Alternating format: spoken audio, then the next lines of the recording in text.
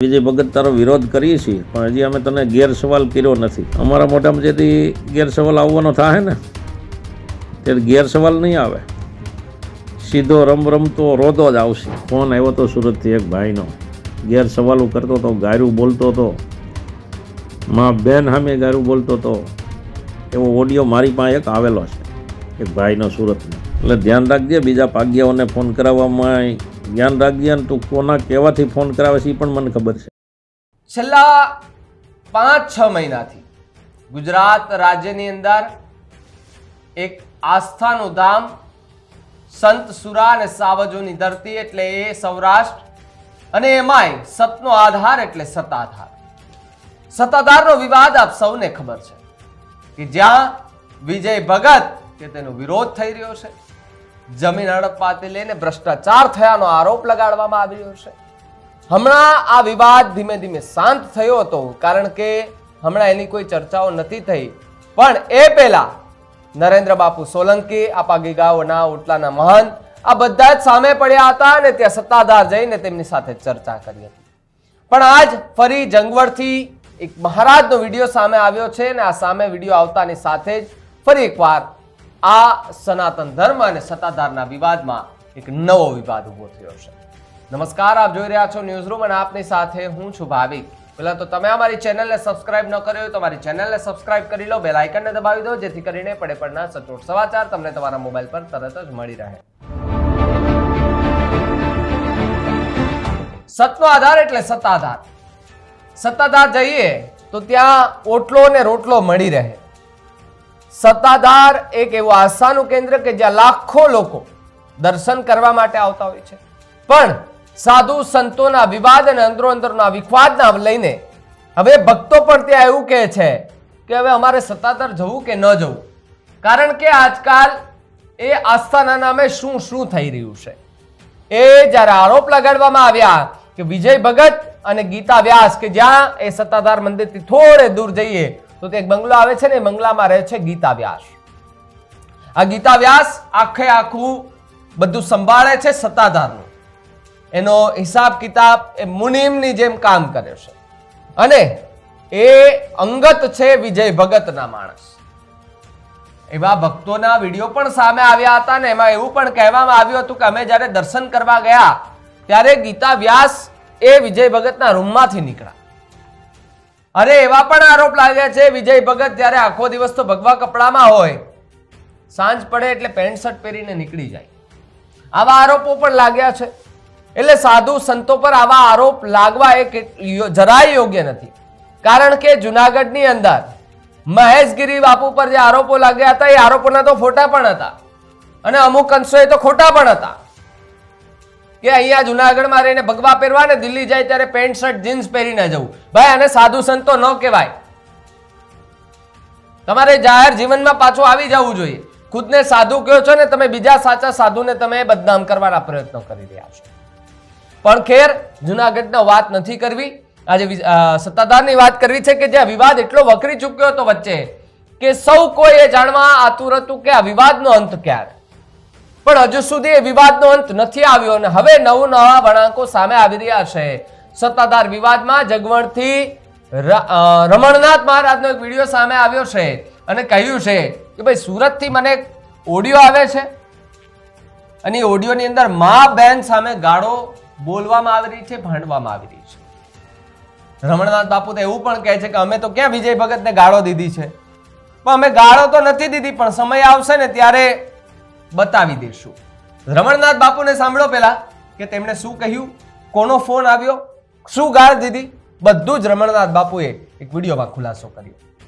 Phone કરાવ્યો ને બીજા પાસે, બીજા ભાઈને કરાવ્યો, મને તો ન કર્યો કોઈએ, બીજા મારફત કરાવ્યો ને બીજાને કીધું. ત્રીજા વ્યક્તિએ મને કીધું કે બાપુ તમારો મને ફોન આવ્યો હતો સુરતથી એક ભાઈનો, ગેરસવાલો કરતો હતો, ગાયરું બોલતો હતો, માં બેન સામે ગાયરું બોલતો હતો. એવો ઓડિયો મારી પાસે એક આવેલો છે, એક ભાઈનો સુરતનો. એટલે ભાઈ વિજય ભગતના કહેવાથી આ ભાઈએ ફોન કરેલો હતો એ ભાઈને, અને ન બોલવાના શબ્દ બોલેલો હતો. અમે હજી વિજય ભગત તારો વિરોધ કરીએ છીએ, પણ હજી અમે તને ગેરસવાલ કર્યો નથી અને અમે કરશું પણ નહીં. બરાબર? અમારા મોઢામાં જેથી ગેરસવાલ આવવાનો થાય ને ત્યારે ગેરસવાલ નહીં આવે, સીધો રમતો રોદો જ આવશે. બરાબર? અમને ગારું બોલતા નથી આવડતું. તારા પાગ્યા જે કાંઈ મા બેન આવી ગારું બોલે છે એવી ગારું બોલતા અમને નથી આવડતું. અમને ભાઠા લેતા જ આવડે છે અને પછી ખબર પડશે જ્ઞાતિવાદ શું કહેવાય. એટલે આહિર સમાજ બધા ઉગ્ર થઈ ગયેલો જ છે. દીકરા, તું ધ્યાનમાં જ છો એટલે ધ્યાન રાખજે. બીજા પાગ્યાઓને ફોન કરાવવામાં ધ્યાન રાખજે. અને તું કોના કહેવાથી ફોન કરાવે છે એ પણ મને ખબર છે. તમે બે લડાના બે છો. એક ભગવા ધોતીવાળો છે, ગેસ્ટ હાઉસવાળો. આ બે તમે મારી પાછળ 15 વર્ષથી પડ્યા છો. બરાબર? મારી માથે ઊની આયસી આવીને એટલે તમારા બેયના તો ઢેબરા અભડાઈ જ જવાના છે. એ તો 100%ની વાત છે. એક તો 30 વર્ષથી વાહે પડ્યો છે અને 20 વર્ષ પછી તું પાછો એને મળ્યો 15 વર્ષથી. 15 વર્ષથી તમે બે થયા છો. એટલે બે લડાના તમે બે છો. એક ગેસ્ટ હાઉસવાળો છે, ભગવા ધોતિયાવાળો, જુનાગઢનો છે. એ કહું, એનું નામ નથી દેતો. બરાબર? એટલે તમે બે લડાના બે છો. તમારે જ્યાં દોડવું હોય ત્યાં દોડી લ્યો. બાકી તમારા બેયની ધોતીમાં ડાઘ છે ને છે. બરાબર? એટલે ભગવા ધોતિયાવાળાને કહી દેજે તું એ ધ્યાનમાં જ છો ભાઈ, અને ધ્યાન રાખજે કે રમણનાથ બાપુની સામે પડવું બહુ સારું નથી. તારી ભગવી ધોતીમાં પણ ડાઘ છે. થોડાક વર્ષ પહેલાંની વાત છે. શીતલની અંદર તારી માથે શું દશા થઈ હતી અને કોકે તે કોકની માથે શું દશા કરી હતી? ગાડીઓ પડી રહી હતી. બીજે દિવસે ગાડીઓ, ત્રીજે દિવસે મૂકવા ગયા હતા. બીજા થઈ તો ગાડીઓ આશ્રમમાં ગઈ હતી. ખબર છે ને? આ બધું ભૂલી ગયો? તારી જુવાની બધી ભૂલી ગયો?